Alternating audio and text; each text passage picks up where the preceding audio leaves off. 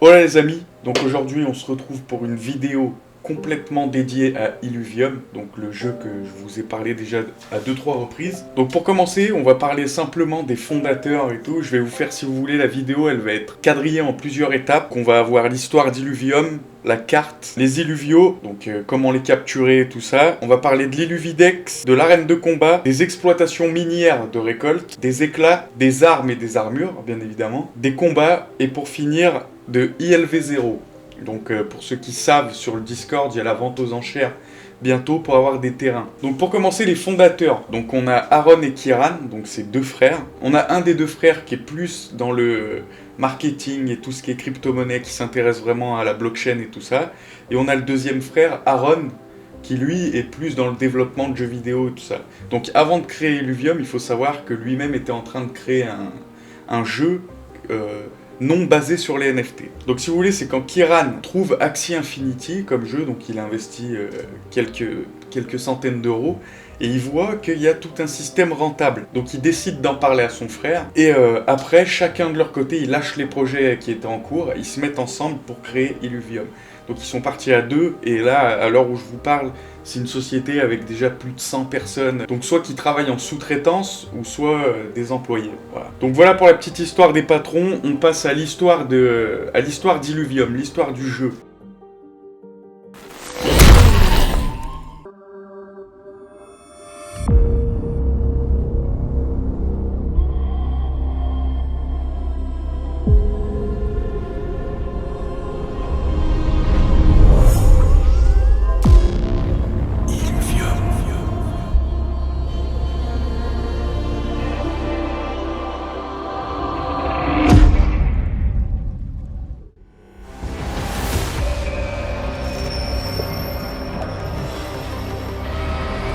Dans cette histoire, vous allez incarner un survivant d'un navire de transport dans une flotte spatiale intergalactique, enquêtant sur une balise de détresse déroutante.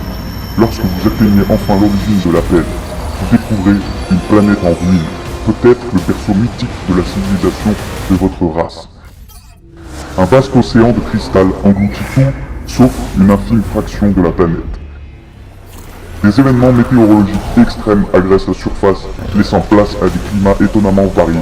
Une rafale de radiation désactive les moteurs du vaisseau et vous percutez la surface de la planète. En vous libérant de l'épave, vous découvrez des bêtes majestueuses, certaines avec un pouvoir quasi divin. Serait-ce ce qui a causé la chute de cette planète? Heureusement, votre race a commencé à maîtriser la même énergie que les Illuviales exploitent, et vous êtes capable de capturer et de contrôler la faune semblable à une divinité, en éclat de cristal appelé éclat. Extrait de la surface de la planète, pour découvrir le mystère, vous devenez un chasseur en voyageant à travers le pays, en soumettant et capturant les Illuviales, et essayant de déverrouiller les obélisques qui gardent la plupart du monde fermé.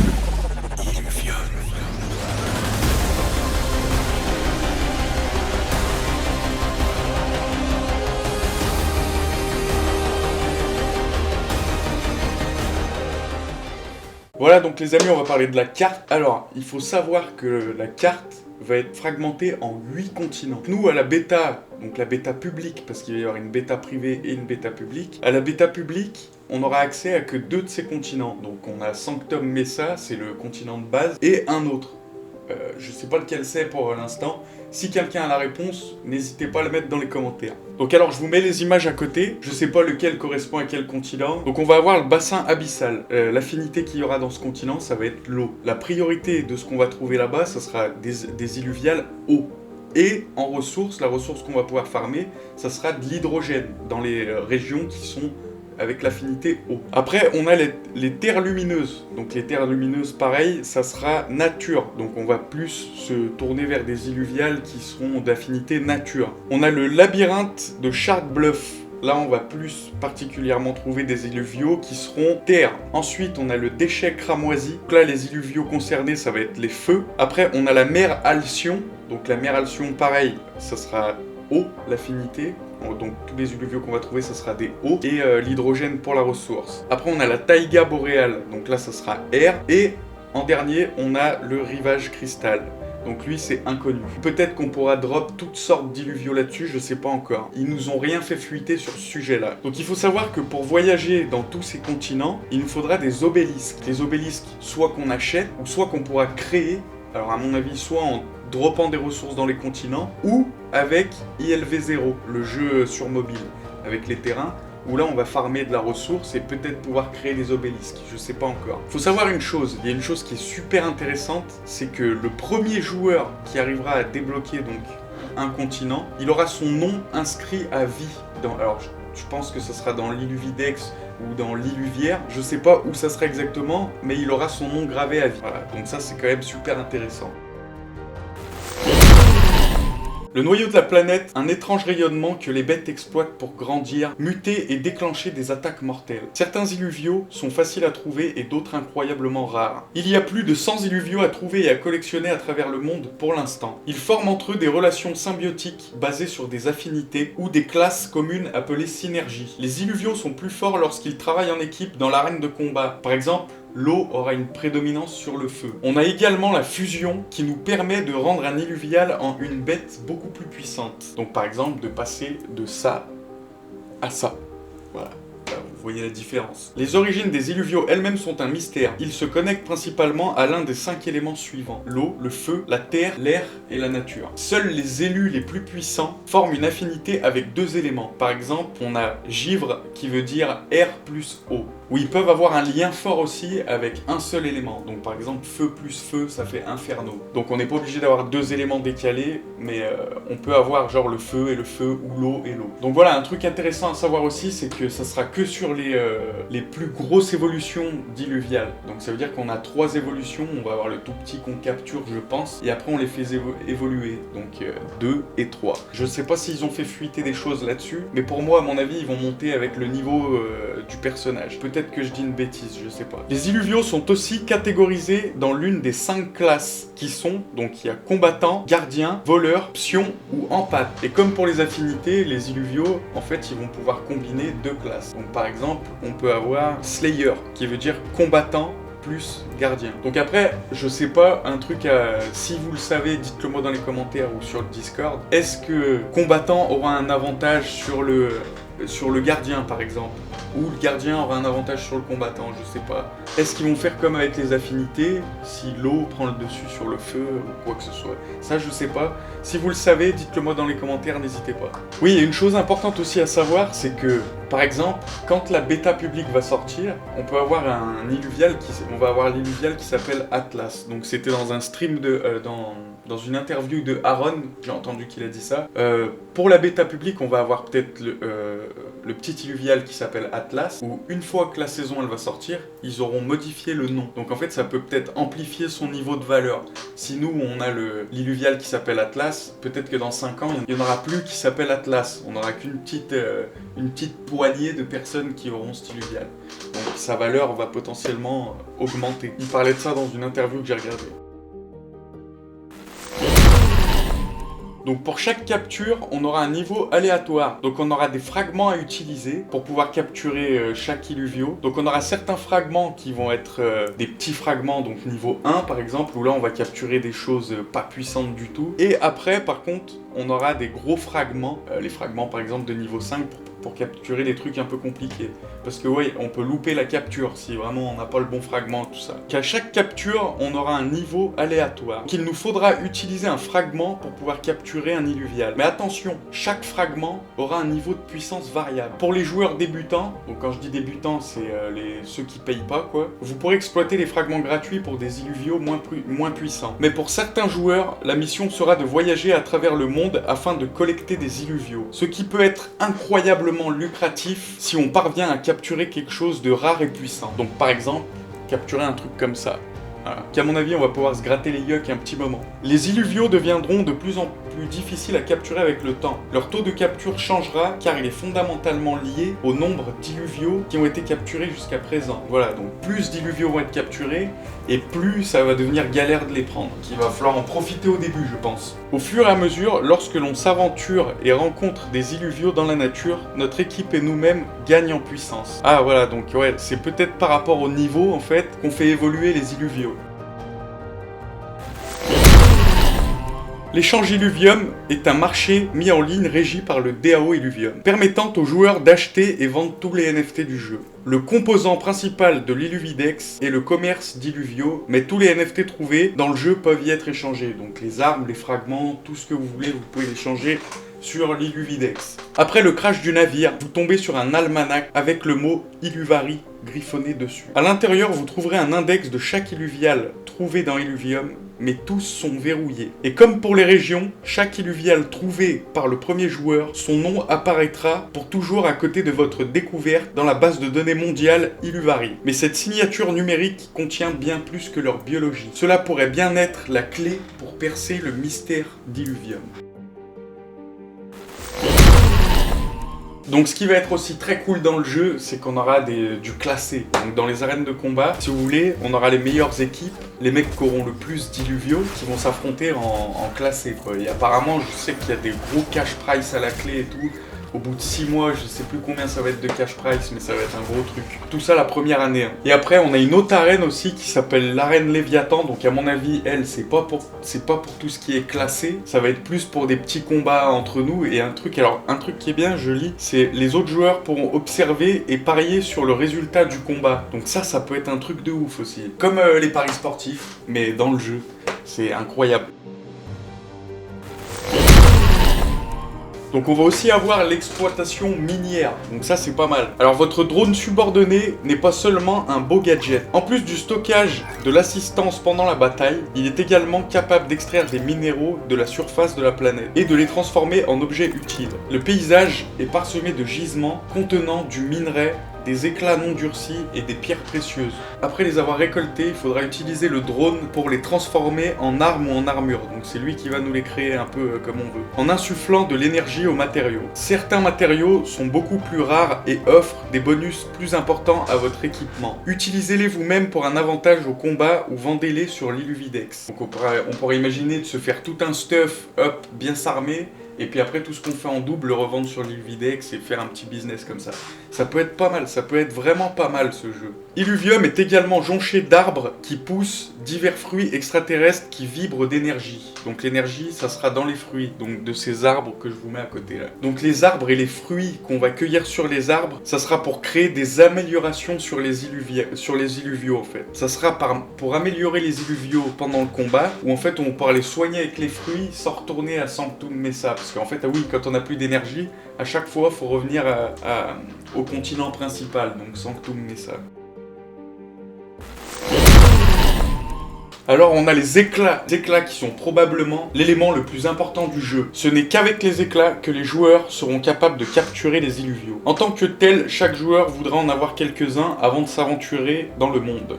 Donc les éclats, on pourra les extraire à partir des gisements, et bien sûr il faudra toujours qu'on en ait un petit peu sur nous, au cas où tu croises un truc un peu rare ou un truc un peu one again, tu vois. Comme la plupart des éléments du jeu, les éclats se déclinent en une variété de niveaux, en fonction de leur pouvoir de capture. Donc on aura pour les illuviaux de merde, on aura un truc un peu... T'as pas besoin d'un éclat de niveau 5, et par exemple pour les trucs comme ça, là il faudra un éclat de niveau 5. Donc par contre la qualité de l'éclat qu'on va dropper dans le sol, il est complètement aléatoire. Donc on va pouvoir avoir... à mon avis, t'auras plus souvent des trucs un peu nuls de niveau 1 ou 2 que des éclats de niveau 5 qui seront beaucoup plus rares. Donc après, quand t'as un éclat de niveau 5, soit le vendre sur l'Illuvidex ou le garder pour capturer un illuvial. En fait, on aura plein de choix qui vont nous diriger sur des stratégies un peu différentes de jeu. Dans Illuvium, il n'y a pas que les illuviaux qui combattent. En tant que personnage du joueur, vous devrez aussi combattre dans la bataille, brandissant des armes futuristes pouvant être équipées de pierres précieuses qui stockent l'essence des illuviaux, vous permettant d'émettre une aura qui renforce votre illuvial au combat. Votre choix d'armes détermine votre classe, ce qui donne un avantage supplémentaire à votre équipe. Également forgé à partir d'objets extraits sur Illuvium, l'armure est votre défense contre les illuviaux que vous combattez. Si votre armure est trop endommagée, vous devriez peut-être attendre qu'elle se régénère. Cependant, votre choix d'armure peut influencer la bataille, car chaque costume a des propriétés différentes. Donc ça c'est pas mal, parce que à mon avis on pourra tout farmer. Donc ceux qui sont les mecs qui sont des gros farmers, ils vont pouvoir gagner de l'oseille, je pense. Parce que t'as des mecs un peu comme moi où je suis pas le mec qui va farmer pendant 10 heures par jour, donc j'aurais besoin d'acheter tout ça et de faire mes profits moi par exemple sur la capture ou autre chose. Donc je pense qu'on aura vraiment, par exemple, les farmers, ceux qui vont farmer des ressources, chercher des trucs comme ça, ceux qui vont plus se focus sur la chasse aux illuviaux. Il y en aura d'autres, ça va être plus le PVP, les combats. Je pense que ça va faire plusieurs branches comme ça. Donc pour les combats, ça se fera de manière automatique. Donc ça veut dire qu'il y aura le bouton play, on va lancer play et on n'a plus rien à faire. La stratégie, elle se fait plutôt dans le choix des illuviaux à placer et de l'armure qu'on va mettre. Ça fait un peu penser, si vous voulez, à un TFT, donc sans qu'on ait de pouvoir d'action dessus, ça sera avant, et comme s'il n'y avait qu'un tour, si vous voulez. Donc imaginez un TFT, un tour. Voilà, vous avez votre équipe, vous mettez, paf, ça joue, vous gagnez, vous perdez. Ouais. Mais par contre, le côté dans l'interview de Aaron, il disait que le côté stratégique du jeu, il est vraiment poussé quand même.